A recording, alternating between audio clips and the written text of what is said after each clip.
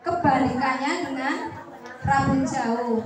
Biasanya ini ya faktor usia biasanya ya. Itu kalau yang minus tadi itu kan rabun jauh, dikoreksinya kita ke optik menggunakan kacamata minus. Okay. Kalau yang rabun jauh, kalau yang rabun dekat kita menggunakan kacamata plus. Okay. Jadi kebalikannya. Saat melihat dekat malah kabur, melihat jauh lebih jelas ya.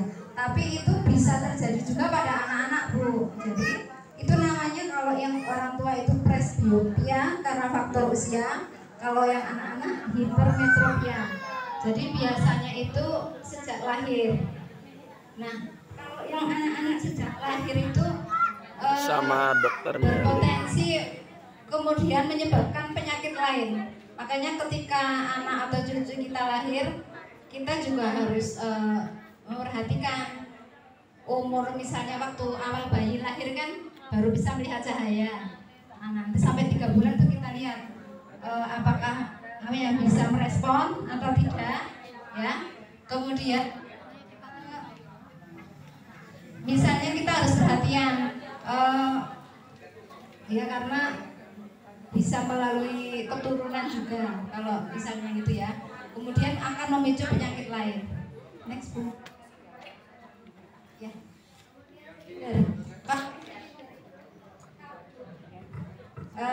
Gangguan penglihatan itu kabur karena harusnya kan ini ya, jadi titik fokusnya itu tidak hanya satu.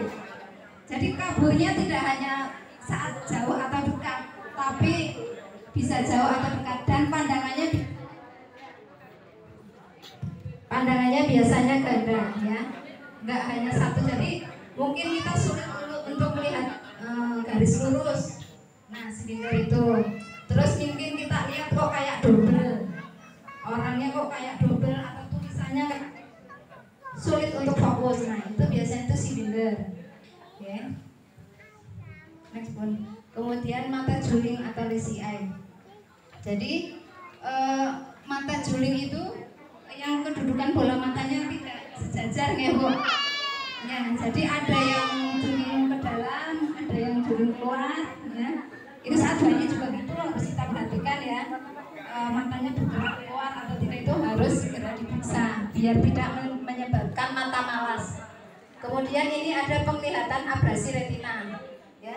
Jadi retina yang lepas. Nah, ini retina yang lepas juga bisa terjadi pada anak-anak atau orang dewasa yang minusnya tinggi.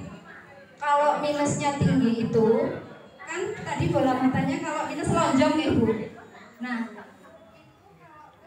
terus semakin bertambah minusnya, retina yang ada di belakang mata kita itu bisa terdorong ya, tertekan sehingga bisa lepas.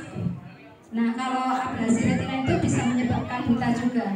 Karena retina itu kan untuk yang bisa untuk menangkap cahaya ya. Kemudian ada floater juga. Jadi mungkin Bapak Ibu ada yang pandangannya, penglihatannya seperti ada yang terbang-terbang, seperti ada rambut-rambut atau apa yang berterbangan, itu namanya floater. Itu minus tinggi juga bisa menyebabkan floater. Ya, pada abrasi retina itu nanti floaternya bertambah banyak. Jadi mungkin kita bisa melihat saat melihat tembok yang putih, yang polos itu nanti akan kelihatan. Di situ ada floaternya atau enggak. Kalau gini mungkin agak susah nih. Jadi harus di tembok yang putih kita coba lihat temboknya itu, terus ada yang terbang-terbang enggak. Gitu. Nanti di rumah dicoba, ini enggak ada yang putih.